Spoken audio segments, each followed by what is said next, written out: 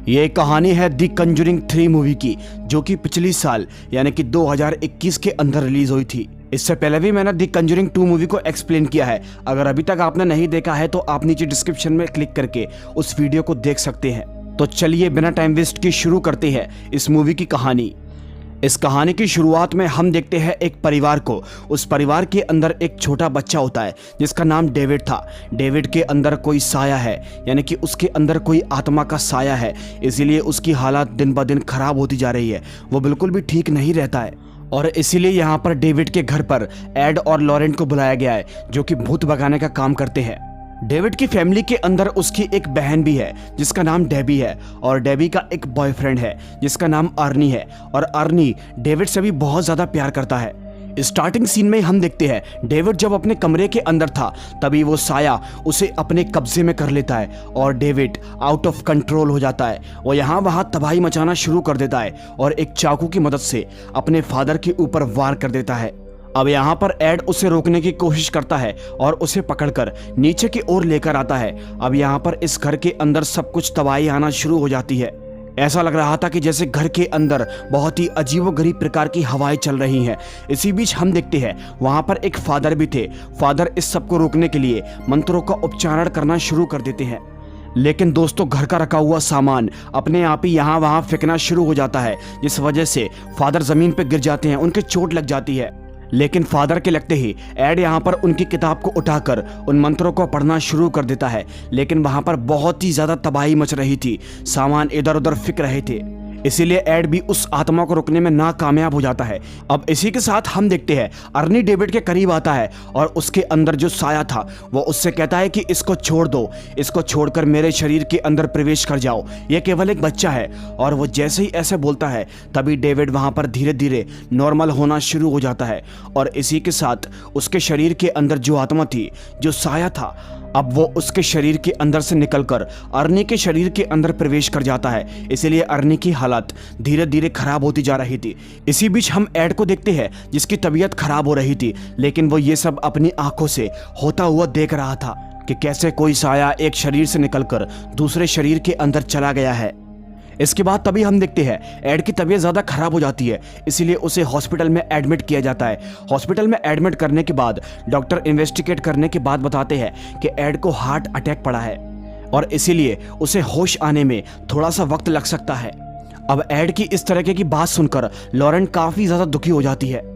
इसी के साथ दूसरी तरफ हमको पता चलता है कि अर्नी अब पहले जैसा बिल्कुल भी नहीं है। जब से उसने उस आत्मा को अपने शरीर के अंदर आने का न्योता दिया था, तब से उसके साथ बहुत ही अजीबोगरीब प्रकार की घटनाएं होने लगती है। फिर जब कुछ टाइम के बाद एड को होश आता है तो वो लॉरेंट से बोलता है कि हमें उसकी मदद करनी होगी, उनकी जान खतरे में है।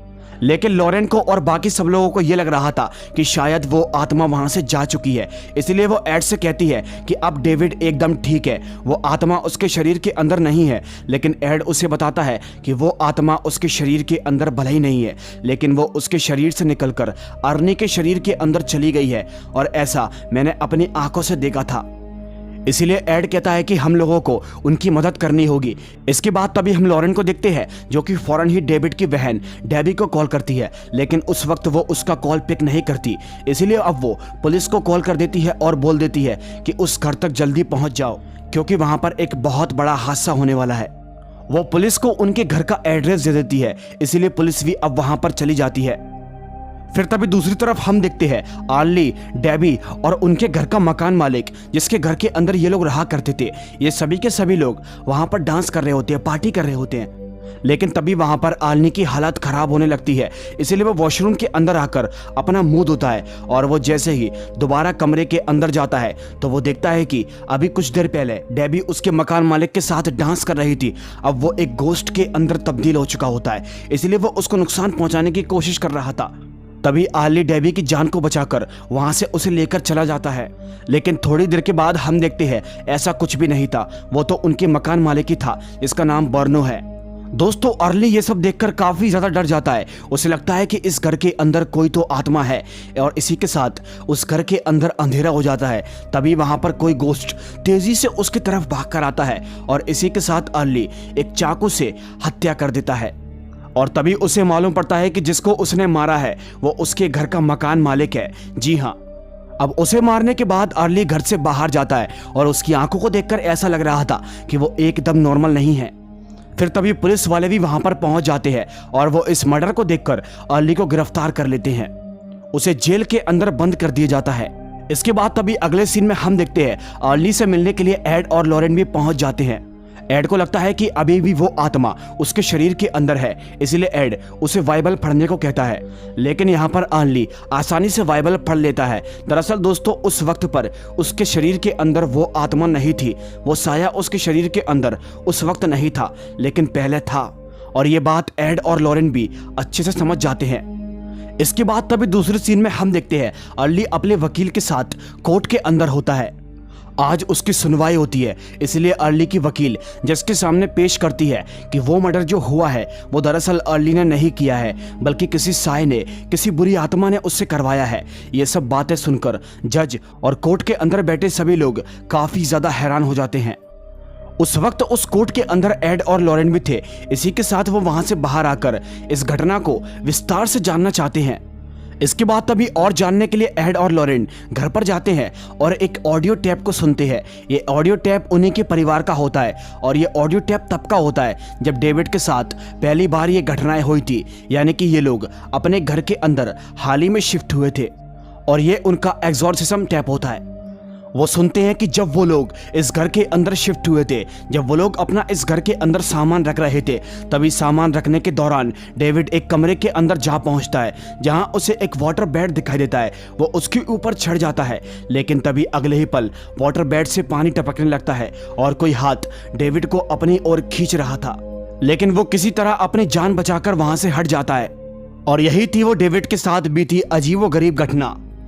और इसके बाद तभी और जानने के लिए एड और लॉरेन उनके घर पर चले जाते हैं। वो उसी कमरे के अंदर जाते हैं, यहाँ पर वो वाटर बेड हुआ करता था, लेकिन अब वहाँ पर वो वाटर बेड नहीं था, लेकिन यहाँ पर वो वाटर बेड था। उसी वक्त जमीन पर कुछ अजीब से निशान थे।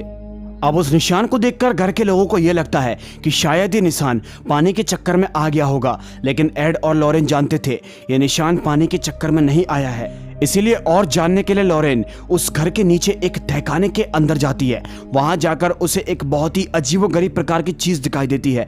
वो फौरन ही कैमरा निकालकर उसकी फोटो ले लेती है और जब वो उस तहखाने से बाहर आती है तो वो सभी लोगों को बताती है कि ये चीज काले जादू के लिए उपयोग की जाती है।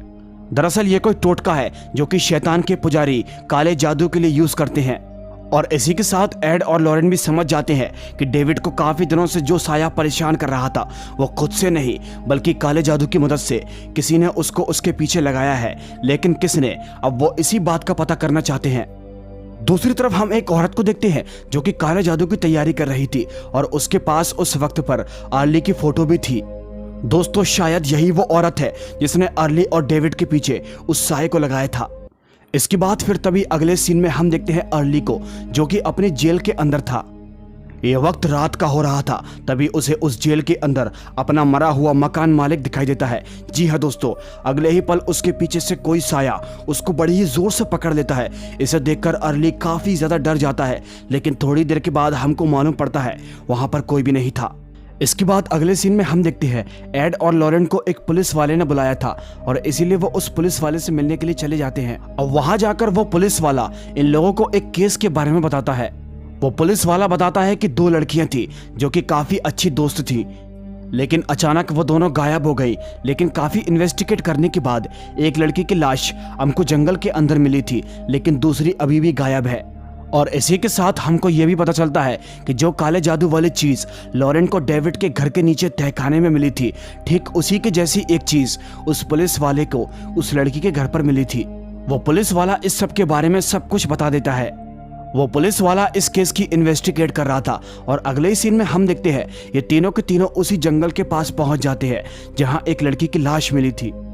और तभी वहां जाकर लॉरेन को एक विजन आता है। वो सब कुछ देख पाती है जब उस लड़की का मर्डर हुआ था और इसी दौरान वो देखती है उस लड़की का मर्डर किसी और ने नहीं बल्कि उसकी बेस्ट फ्रेंड ने किया था। और ये मर्डर ठीक उसी तरह था जैसे कि अर्ली ने अपने मकान मालिक का किया था। अब जैसा जैसा उस वक्त हुआ था, लॉरेन भी वैसा वैसा एक्ट करना शुरू कर देती है और इसी के साथ लॉरेन देखती है कि वो मर्डर करने के बाद वहां से भाग गई थी और सामने उसने तालाब में कूदकर अपनी जान दे दी थी।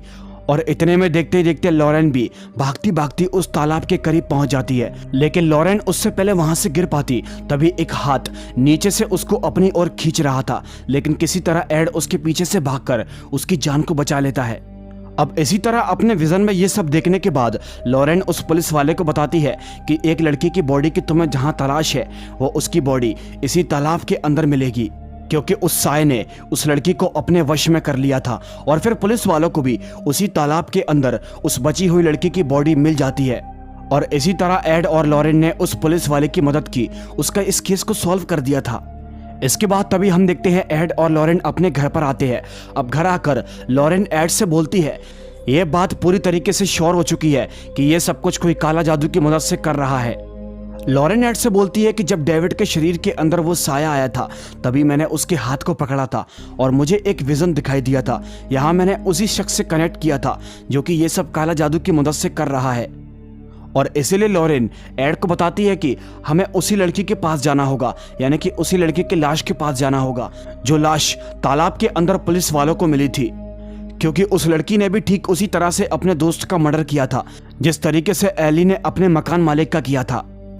फिर इसके बाद तभी हम देखते हैं एड लॉरेन को लेकर उसी लड़की की लाश के पास जाता है जहां लॉरेन उस लड़की के हाथ को छूती है। और वो जैसे ही उस लड़की के हाथ को छूती है तभी वो एक विजन के अंदर खो जाती है जहां उसे एक अजीबोगरीब प्रकार की जगह दिखाई देती है।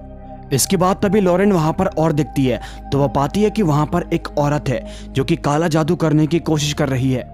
और वो औरत काला जादू अर्ली पर कर रही है। वो जैसा जैसा करती है वैसा वैसा प्रेजेंट में अर्ली के साथ हो रहा होता है। अर्ली अपने आप को ही नुकसान पहुंचाने की कोशिश करता है और ये सब वो औरत उससे करवा रही थी, लेकिन वो औरत पूरी तरह से उसे मार पाती उससे पहले लॉरेन चिल्लाकर उस औरत से ऐसा करने को मना करती है, जिस वजह से वहां पर अर्ली की जान बच जाती है। अब इसके बाद लॉरेन उस विजन से बड़ी ही मुश्किल से बाहर आती है। फिर तभी अगले ही सीन में हम देखते हैं एड और लॉरेन डेबी के घर पर जाते हैं। वहां पर एक लड़का भी होता है जो कि डेबी का दोस्त था।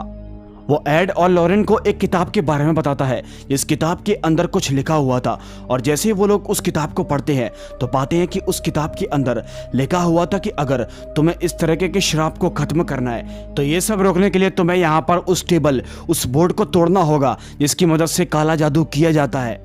अब ये सभी के सभी लोग ये बात तो जान चुके थे कि कैसे इस श्राप को खत्म करना है, लेकिन यहाँ प्रॉब्लम इस बात पे आ रही थी कि कैसे ये लोग उस टेबल तक पहुंचेंगे जहाँ पर वो औरत काला जादू करती है। लॉरेन बताती है कि वो एक अजीब सी जगह थी जहाँ पर पानी गिरने की और ट्रेन की भी आवाज सुनाई दी थी। अब दोस्तों थोड़ी देर के बाद हम देखते हैं ये लोग आगे कुछ कर पाते तभी वहां पर एड की तबीयत खराब होना शुरू हो जाती है। अब एड वहां पर बेहोश हो जाता है और जैसे उसे होश आता है तो वो अपने कमरे के अंदर होता है। एड वहां पर उठ जाता है तभी उसे अपने पीछे वही औरत दिखाई देती है जो कि ये सब काला जादू कर रही है। यही वो औरत है जो कि उन सायों को डेविड के और अर्ली के पीछे लगा दिया गया है, वो इस औरत ने ही लगाया है। एड को वहां पर लॉरेन दिखाई नहीं देती, इसीलिए वो उससे पूछता है कि आखिर लॉरेन कहाँ चली गई। तभी वो औरत एड से बोलती है कि तुमने तो यहाँ पर भूतिया चीजों का भंडार जमा कर रखा है। एड उस औरत से बोलता है कि अगर उससे कुछ भी हुआ तो मैं तुम्हें नहीं छोड़ूंगा, लेकिन इससे पहले कि वो कुछ ज्यादा बात कर पाता तभी वो औरत वहां से गायब हो जाती है। और ठीक उसके जाने के बाद वहां पर एक बहुत बड़ा शैतान आ जाता है। वो शैतान एड के ऊपर हमला कर देता है, लेकिन एड उसे मारने के लिए आगे बढ़ता है। इससे पहले कि एड उस शैतान को मार पाता तभी वहां पर पीछे से कोई उसका हाथ पकड़ लेता है और इसी के साथ एड देखता है कि वो जिसको मारने वाला था वो कोई शैतान नहीं बल्कि उसकी पत्नी लॉरेन थी। अब ये लोग पूरी तरह से जान चुके थे कि ये सब काला जादू वही औरत कर रही है। एड उसे वहां पर ढूंढता है कि अभी वो यहीं पर थी, लेकिन अब वहां पर कोई भी नहीं था। अब इसके बाद हम देखते हैं लॉरेन उस किताब को लेकर फादर के पास जाती है जिस किताब के अंदर इस शराब से बचने का तरीका लिखा था। वो पहले भी इन फादर से मिल चुकी थी। तभी बात करने पर फादर उसे बताते हैं, मेरी वाइफ ने एक लड़की को जन्म दिया था और जैसे उसने जन्म दिया था तभी वो मर गई थी। इसीलिए फादर उसे बताते हैं कि मैंने अपनी बेटी को चर्च से छुपाकर पाला था, लेकिन जैसे जैसे वो बड़ी होती गई उस समय पर मैं भी अपने तंत्र मंत्र की क्रिया को करता था, लेकिन मुझे नहीं मालूम था कि इस सब का इफेक्ट मेरी बेटी पर भी पड़ेगा। और धीरे धीरे करके वो भी इन सब कामों में डलने लगी। अब दोस्तों इसी के साथ हमको ये पता चलता है कि वो औरत जो काला जादू कर रही है वो कोई और नहीं बल्कि फादर की बेटी है। फादर ने अभी तक ये बात लॉरेन से छुपा कर रखी थी, लेकिन अब उन्होंने सब कुछ बता दिया था। फादर लॉरेन से कहते हैं कि उनके घर के नीचे काफी सारे तहखाने बने हैं। उन्हीं में से एक तहखाने के अंदर उनकी बेटी का एक टेबल है जिसके ऊपर वो काला जादू करती है, तुम्हें उसको तोड़ना होगा।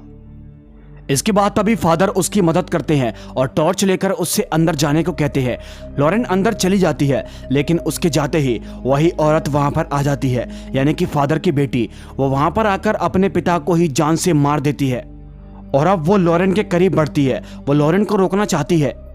इसके बाद हम दूसरी तरफ लॉरेन को देखते हैं जो कि उसी टेबल तक पहुंच जाती है। वो उस टेबल को वहां से नष्ट करना चाहती है, वो उसे गिराना चाहती है, लेकिन वो टेबल गिर नहीं रही थी और इसी बीच वहां पर वही औरत उसके करीब आ जाती है। अब इससे पहले कि वो औरत लॉरेन का कुछ कर पाती, लॉरेन उस पर अटैक करके वहां से भाग जाती है। वहीं दूसरी तरफ हम देखते हैं एड भी यहाँ तक पहुंच चुका है। उसे इस जगह के बारे में पता चल जाता है। अब इसके बाद एड जैसे ही अंदर जाता है तभी वो औरत भागते भागते उसके करीब आती है और फौरन ही एड को अपने वश में कर लेती है। और इसके बाद वो औरत अपने काला जादू करने की तैयारी फिर से शुरू कर देती है। इसके बाद हम एड को देखते हैं जो कि अब अपनी पत्नी लॉरेन को ही मारने की कोशिश करता है क्योंकि वो उस औरत के वश में हो चुका था। वहीं दूसरी तरफ हम आर्ली को देखते हैं जिसकी हालत भी अब खराब होने लगी थी। वो अब धीरे धीरे करके आउट ऑफ कंट्रोल हो रहा था। इसके बाद एड अब लॉरेन को मारने के लिए उसके पास जाता है और वो उसे मारने वाला होता है। तभी लॉरेन एड से बोलती है कि तुम ऐसा नहीं कर सकते इस औरत के वश में होकर। एड याद करने की कोशिश करो कि हमारा प्यार कितना सच्चा है। अभी एड उस औरत के वश में होता है, लेकिन थोड़ी देर के बाद वो एकदम नॉर्मल हो जाता है और वो जैसे ही नॉर्मल होता है तभी वो उस हथौड़े की मदद से उस टेबल को तोड़ देता है जिसकी मदद से वो औरत काला जादू करती है। और जैसे ही वो टेबल को तोड़ता है तभी वो श्राप भी हमेशा के लिए खत्म हो जाता है। फिर इसके बाद हम देखते हैं वहां वो साया उसी औरत का रूप लेकर आता है और उस औरत को जान से मार देता है क्योंकि उस औरत ने उस आत्मा से वादा किया था कि वो इसके बदले में उसे और भी आत्माएं देगी, लेकिन वो ऐसा नहीं कर पाई थी, इसलिए उस शैतान ने उस औरत को जान से मार दिया था। और दोस्तों यही होता है काला जादू का नतीजा। अब मूवी के एंड सीन में हम देखते हैं अर्ली ने जो मर्डर किया था अपने मकान मालिक का, उसके बदले में उसे जेल हो जाती है। वो जेल कुछ सालों की होती है। कुछ सालों के बाद वो जेल से छूटता है तो सब कुछ ठीक हो जाता है। इसी के साथ ये मूवी यहीं पर खत्म हो जाती है। ये कहानी आपको कैसी लगी मुझे नीचे कमेंट करके ज़रूर बता देना और वीडियो अच्छी लगी हो तो लाइक करके चैनल को सब्सक्राइब ज़रूर कर लेना। इससे पहले भी मैंने कंजूरिंग सीरीज़ के ऊपर और भी वीडियोस बनाई है जिनका लिंक आपको एंड स्क्रीन आई बटन और नीचे डिस्क्रिप्शन बॉक्स में मिल जाएगा। तो चलिए अब हम मिलते हैं आपसे फिर किसी एक नई कहानी में। तब तक के लिए बाय एंड सी।